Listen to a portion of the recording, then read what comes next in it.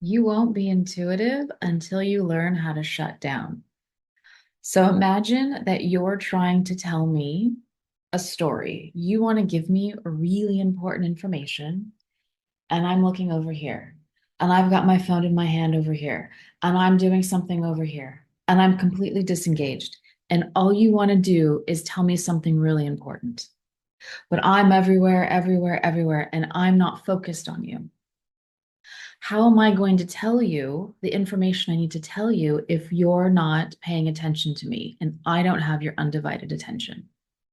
So, in order for us to have a conversation, for you to feel like you're hearing me and that I'm hearing you, I have to stay focused on you. I have to shut everything out and I have to pay attention just to you and give you undivided attention so that I can hear you. I have to shut everything out so that you and I are together in a conversation that feels like we are connected. This is how our intuition works when we try and connect with, or when we want to connect with a higher source, whatever you'd like to call that. Let's just call it source of energy, universe, whatever you would like to call it. And so, a lot of times, the universe, because most people are distracted, they're doing lots of different things. They've got their phone in their hand, they've got music playing. I do this all the time. There's all kinds of stuff happening. And they spend a lot of time trying to send out these signals to say, hey, look at me over here, look at this over here, pay attention to this over there, pay attention to that over there, which is why a lot of people, unfortunately, have to have really big things happen in their life to shake them up so that they pay attention, so that they get kind of still, they get quiet. So today I want to talk about how we can start to open up that channel and be more intuitive. I believe that we really need to learn how to connect. There's a lot of disfragmency going on. There's a lot of people that want to give you messages and tell you what the messages from God are, what the messages from the universe are. And that's lovely. There are a lot of really great people that are online, but there are also a lot of really great people online who make money from this. And I feel like we don't have enough conversations about how to open up, how to be that channel so that you can hear directly from source, so that when you're walking around, you know what resonates and what's not, what's true for you and what's not. It's always great to have help. It's always great to hear. And then when you hear those messages, they become messages of confirmation. And they're not messages of planting a seed, which they are kind of messages of planting a seed. But this way you can decipher to see this resonates more, this doesn't resonate more. Then I don't know anything and I need guidance. And then that becomes sort of a codependency that we don't want to have. And I really want to build a community on this channel where we really talk about the energetics, the creativeness, and how do we really handle life in all kinds of situations. And so I'm bringing all of this together. And I think this is one really important aspect, whether you're a creative, whether you're just a human, right? And especially if you are more inclined to be creative, this channel's already open. So now I want to apply it in a way where it's a little bit more on the spiritual side. And to me, spirituality is being in motion with your spirit and being in motion with a higher connection. And so when we want to be able to get that information, those downloads, if you've ever heard that, what we're really doing is that we're opening up the space inside of us so that we can allow in the information to come through. And if you've ever read any sort of or heard any sort of story from ancient prophets back in the day, a lot of times, not most of the time, they had to remove themselves outside of their living situation. Mohammed, Buddha, Jesus, all of them had to kind of go outside and remove themselves after studying. They had to separate themselves from their old identity, and they had to go out most of the time in the wilderness. Moses is another example, and be one in nature and commune with a higher source to hear directly. There's a lot of nuances to that, but the idea is that we know how to connect. The idea we want to take from, we want to be able to separate. We want to be able to take ourselves and put ourselves in a space to be able to hear at any given point in time. Now, we have a lot going on in life, and we want to be able to do this anywhere, but we want to practice this in case we don't know how to do this or we're a little fuzzy. And a lot of times people have a hard time meditating because it's really hard to keep this monkey mind focused. So, we're going to talk about how we need to shut down, we need to shut things outside of us, physically, mentally, and even emotionally.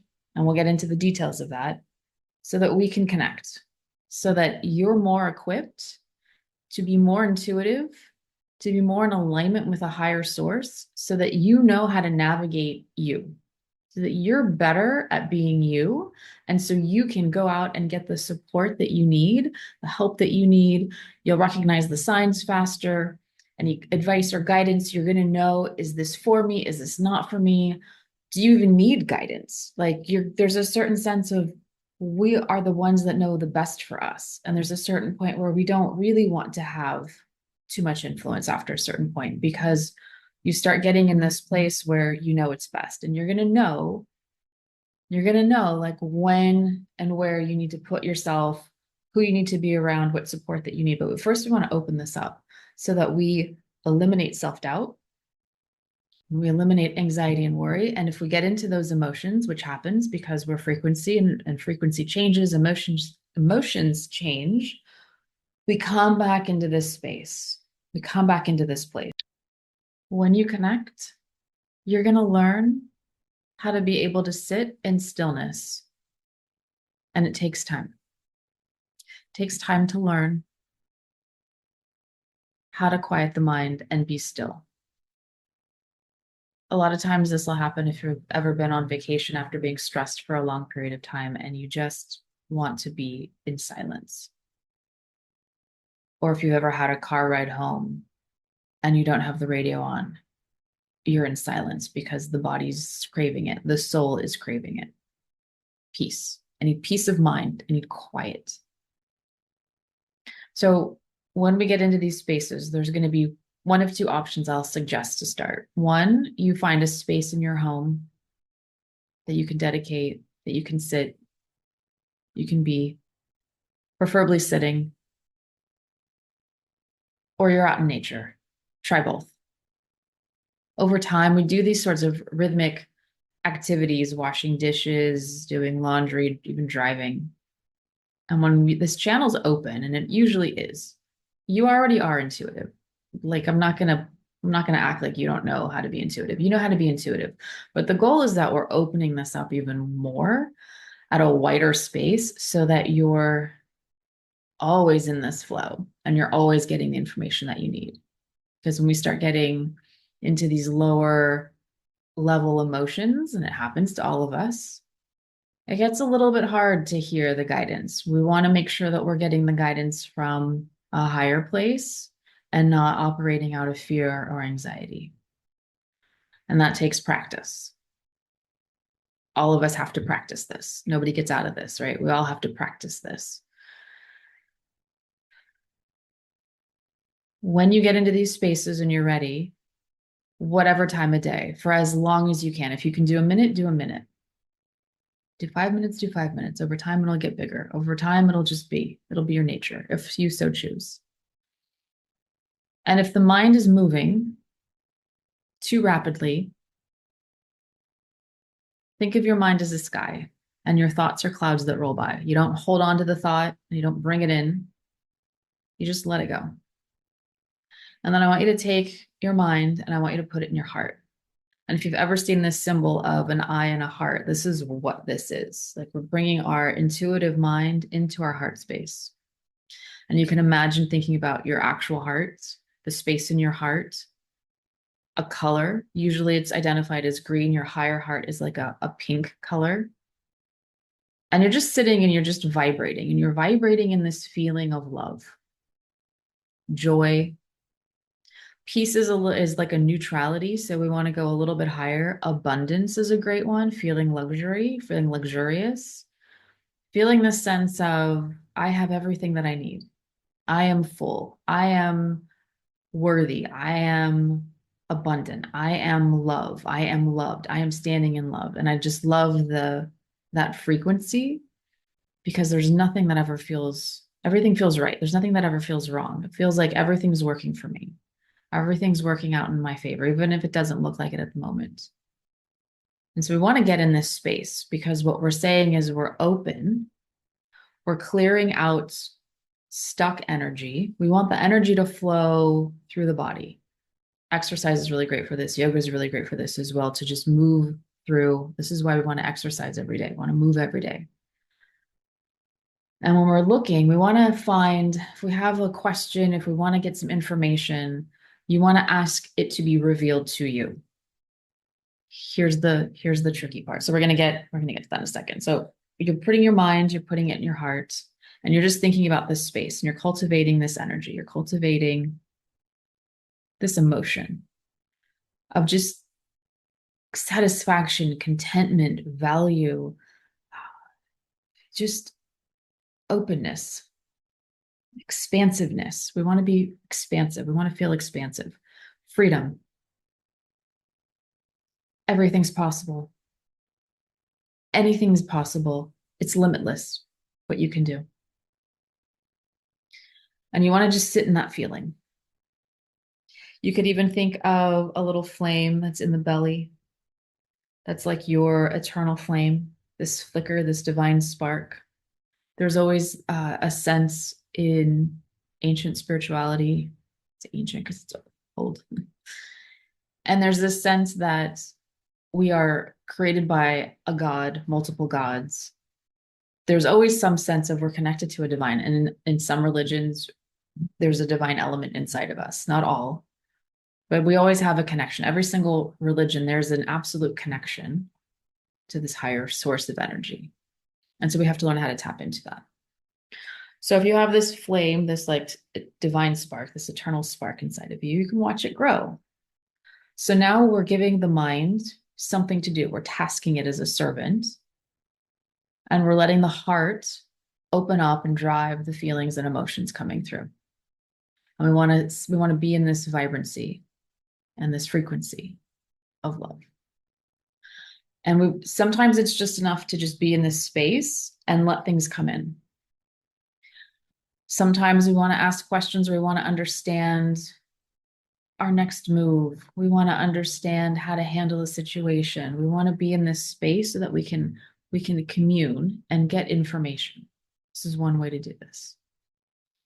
And so the key and the trick with asking and doing this is timing, and that you understand we don't have any control over the timing. So to have any expectations that it has to come as soon as you sit down or in a minute after you get into this space is going to frustrate you.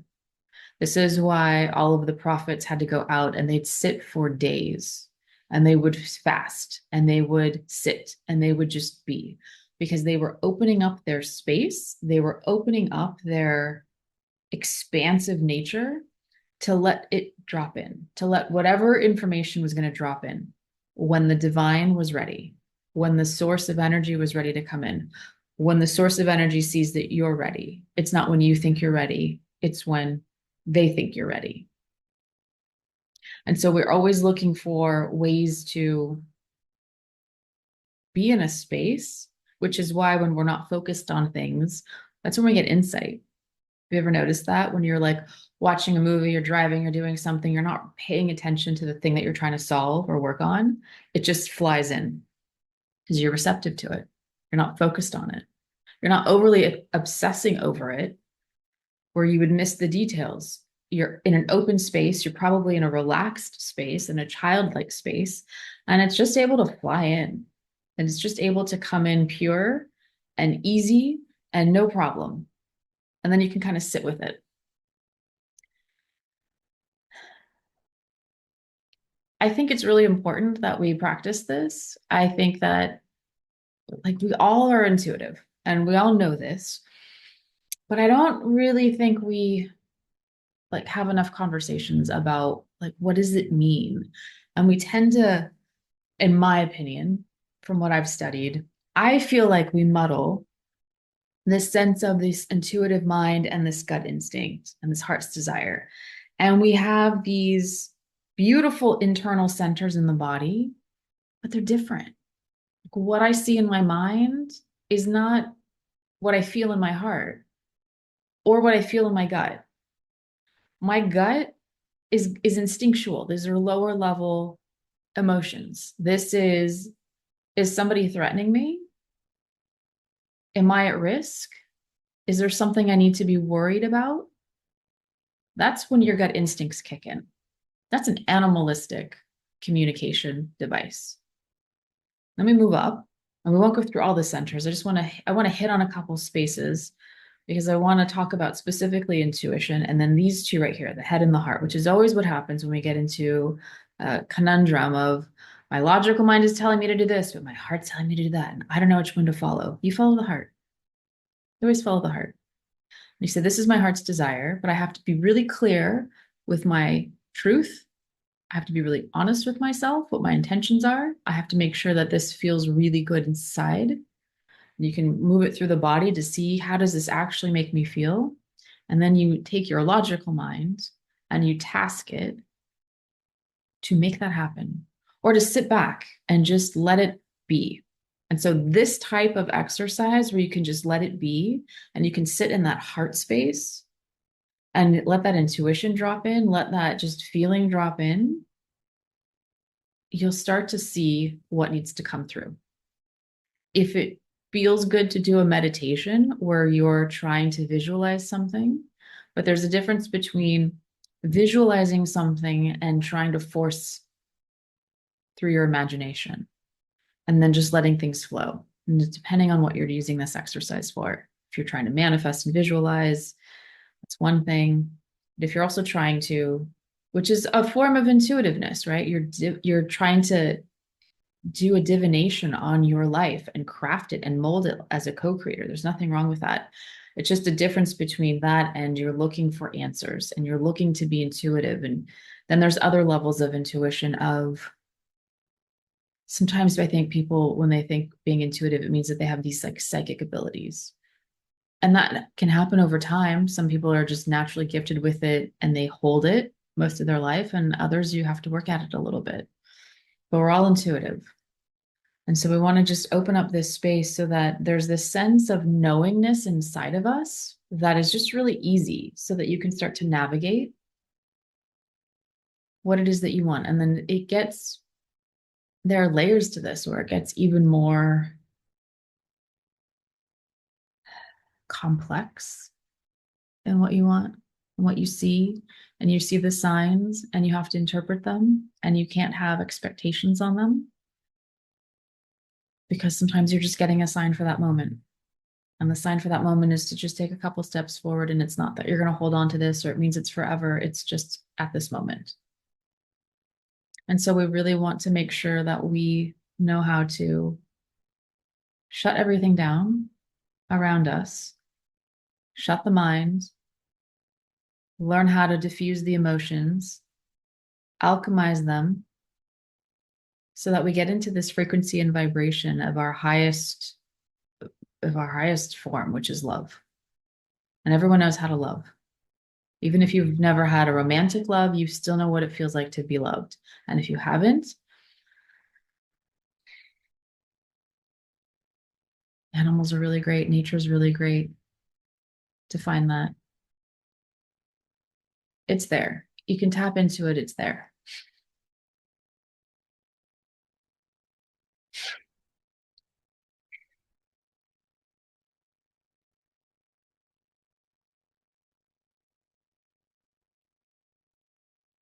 It's there for you to tap into so that you can have a direct conversation, so that you can navigate your life in a way that only you know how to do anyway. So let's start opening up. Let's start making sure we can find ways to connect. Just drop into your body, drop into your heart space. It could be in the morning. You can sit for a few minutes, put on some music that doesn't have any lyrics. Ideally, it's just sound. Because the music, the lyrics can kind of take you in a different place. And the idea is that you're going within and you're really getting to know who you are. You're really getting to know what it is that you want, what it is that you don't want, although we usually do know what we want. You can move through situations that feel difficult, that feel challenging. You can start looking at ways in which you want to start building new pieces in your life. And we're not trying to like actively work on and solve them. We want to come to this place of we already know that the answer is there. We just have to allow it to come in. We're already worthy of the things that we want.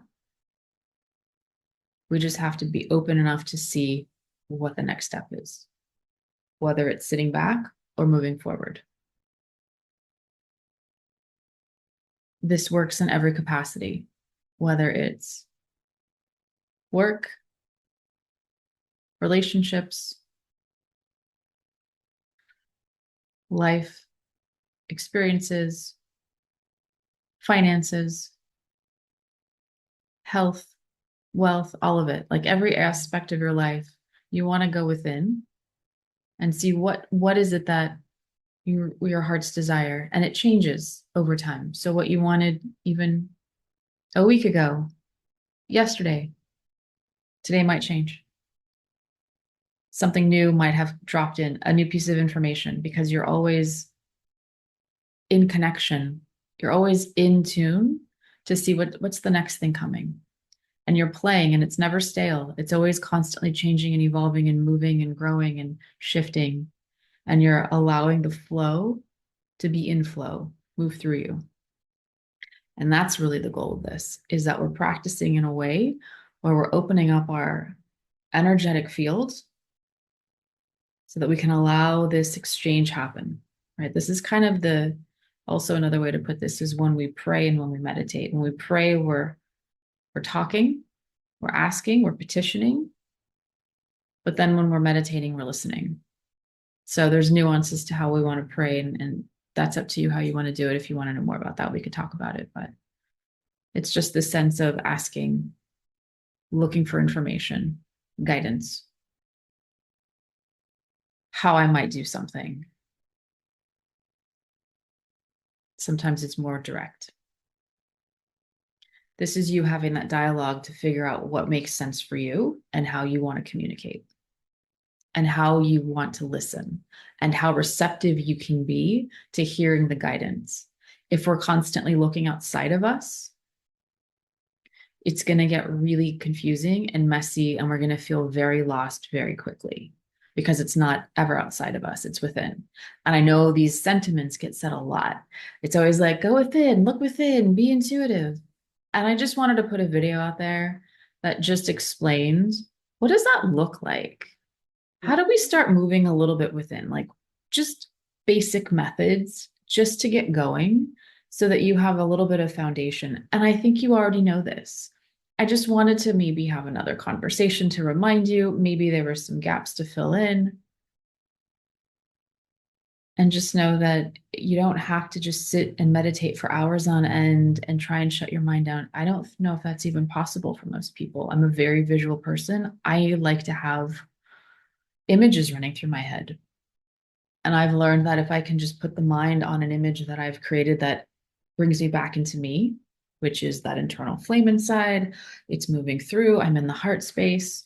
Imagine there's a universe inside of you, like literally the cosmos. Put the stars in the cosmos inside of you.